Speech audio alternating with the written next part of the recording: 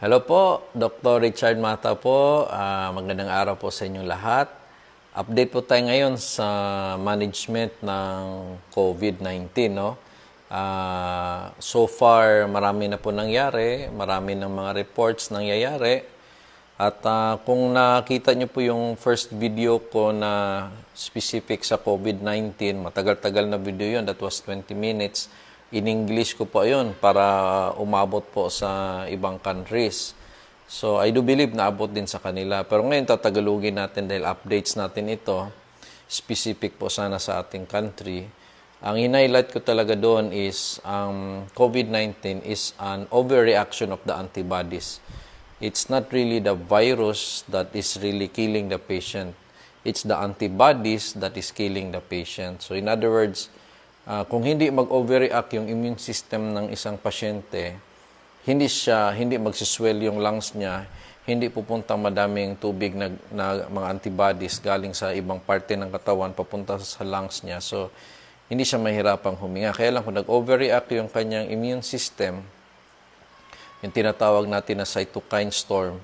Okay, kung basahin nyo yan, puro yan na po ang nakikita nyo ngayon, cytokine storm. Ibig sabihin, overreaction po yan ng antibodies na nagkaroon ng swelling yung lungs, nahirapan na huminga. To make it simple, para bang nakagat ka ng bee, so lumaki yung balat mo, nagkamaga, ano?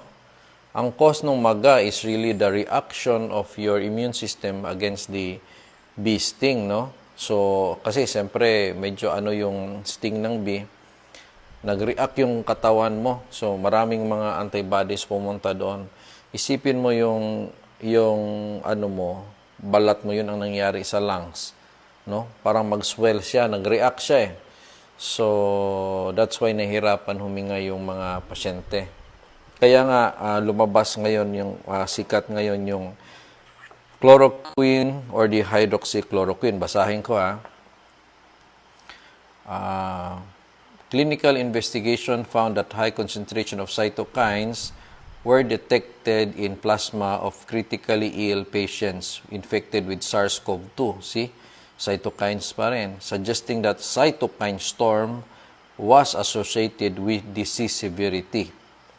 Other than its direct antiviral activity, hydroxychloroquine is a safe and successful anti-inflammatory agent that has been used extensively in autoimmune diseases and can significantly decrease the production of cytokines and in particularly pro-inflammatory factors. So, kaya naging maganda yung isa sa mga drugs na pinopromote is yung chloroquine dahil meron siyang anti-inflammatory. In other words, yung inflammation ibababa niya para naman mapigilan yung paghirapan ng huminga or yung other reactions of the antibodies. Kaya ginagamit siya sa autoimmune diseases like sa lupus, sa mga arthritis. Ginagamit po ang chloroquine, no? Dahil anti-inflammatory nga siya. So in other words, may point po tayo nung diniscuss ko that the main thing that we're looking for in COVID-19 management is an anti-inflammatory. Ngayon, ang lumalabas is ang chloroquine or hydroxychloroquine. The reason na ginawa ko tong video is yung findings po sa IVIG. Kasi, ang IVIG, which I also mentioned in my previous articles, na is again another anti-inflammatory. Sikat ang IVIG sa Kawasaki disease, no? Dahil sa Kawasaki disease, yung immune system mo pa rin overreact siya. So bibigyan ng Kawasaki disease, bibigyan yung IVIG, yung pasyenteng may Kawasaki. So yung immune system niya parang titirahin ng IVIG yung abnormal antibodies para mag-normalize yung antibodies. Tapos mag-less na yung overreaction. Kaya napapansin namin sa Kawasaki disease, isang sign na effective siya, no, is pagbigay ng gamot na IVIG, within the first 24 hours, yung fever ng pasyente bababa. So, makikita mo na effective talaga ang IVIG with regards to the Kawasaki disease.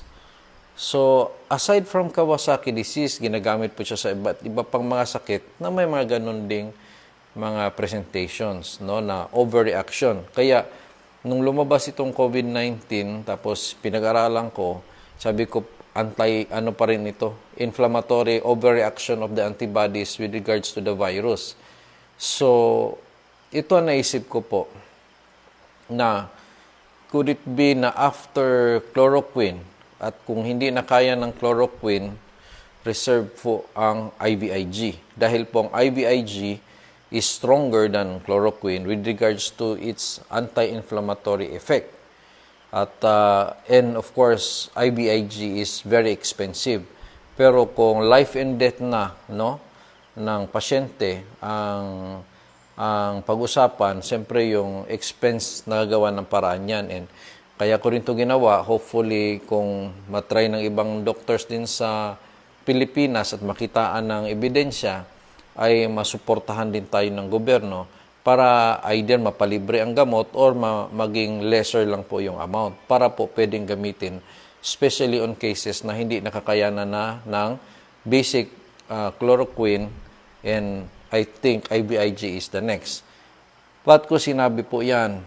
Dahil po dito sa evidence ng report, no, dito sa high dose intravenous immunoglobulin as a therapeutic option for deteriorating patients with coronavirus disease 2019. Ibig sabihin, merong report na ginamitan talaga ng IVIG. Dito lang naman sa report, 3 pasyente lang ito. Pero nireview ko ulit and I could really see some hope on IVIG. Basahin ko lang yung mga sentences na nakakatulong po, ha? Ito yon. 3 pasyente po, ha? Yung first patient, ito mga morbid na case, yung delikado na, nang hirapan ng huminga, ha? So, sabi dito, on the first patient, ha? On the same day, after IVIG infusion, the patient became febrile. On the same day, pagbigay nung IVIG on the same day, nawala yung lagnat. That's a good sign ng effect ng IVIG na nakikita namin sa Kawasaki disease. So, ibig sabihin, same yung pattern niya. Nineutralize niya yung abnormal overreaction of the antibodies. So, sinabi, no adverse event was reported. Over the next few days, his clinical status gradually improved.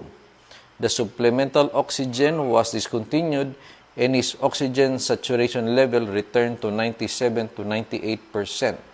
So, nakita na pagpasok po ng IVIG, no, effect siya within the first 24 hours, nawala yung lagnat, tapos yung breathing gradually naging normal. That's patient number 1. Let's go to patient number 2. Okay, patient number 2. The patient became febrile on the second day of IVIG treatment with a gradual improvement of breathing difficulty. So ito naman, patient number 2, on the second day of giving IVIG, nag-improve. Then, na-win, then nag-survive. Again, another evidence na ang IVIG, although mahal siya, meron siyang effect sa pag-control ng overreaction of the antibodies. And let me go to patient number 3. And IVIG was administered beginning January 29. Ito po yung description niya. Meanwhile, methylprednisolone was given for 3 days. Fever subsided after first day of enhanced treatment. So, ano nangyari dito? No? So, sinabi ito, her symptoms improved significantly 2 days later when her oxygen saturation returned to 98%. So, anong sinabi dito? Sa patient number 3 pa rin, pagbigay ng IVIG, tapos may combination pang steroid, kasi steroid is again another anti-inflammatory, nagkaroon ng sudden change on the first day. Tapos nag-improve na naman ang breathing. So these are 3 patients, but talagang ginawan talaga nila ito ng study ni-report nila ito dahil it's a good sign na may hope po ang IVIG for severe COVID-19. Sinabi din dito, in previous studies on SARS and MERS, IVIG therapy has exhibited various clinical benefits with good tolerance. Considering its efficacy in improving passive immunity and modulating immune inflammation and overall safety profile, high-dose IVIG could be considered a promising option at the early stage of clinical deterioration of patients with COVID-19. So, I reported these research findings that IVIG has seen to be a good option on treating severe COVID-19 patients. Kung ito'y marinig ng mga doktor at bigyan nila ng chance, ngayon, kung maka-afford ang pasyente, why not? Because I cannot promise na mapunduhan talaga tayo kaagad nito ng government. Pero kung the more na maraming marinig na may effect siya, and I do believe so on the side of the anti-inflammatory, at kung nabigay ito siya doon sa hindi pa sira yung organs ng pasyente, I really believe ito po'y magbibigay ng isang turning point sa severity ng isang COVID-19 patients dahil titirahin niya yung overreaction of the antibodies. So, I'm just posting this here to be just again as the next level anti-inflammatory. If the oral anti-inflammatory like hydroxychloroquine doesn't work, I really suggest to give IVIG a chance. And if there are good reports, please report them so that people will know that it works, and then the rest of the world will also know. And I'm telling this especially for the Filipinos dahil marami-rami na din po ang namatay, and I do believe a lot of them could have afforded this kind of medicine, but dahil nga bago lang naglalabasan yung mga reports, that's why I'm presenting it here, and I hope it should be considered as well by others. Okay? With that po, God bless po sa inyong lahat. I do believe this disease will be solved. Everything is coming in, and God bless to all of you.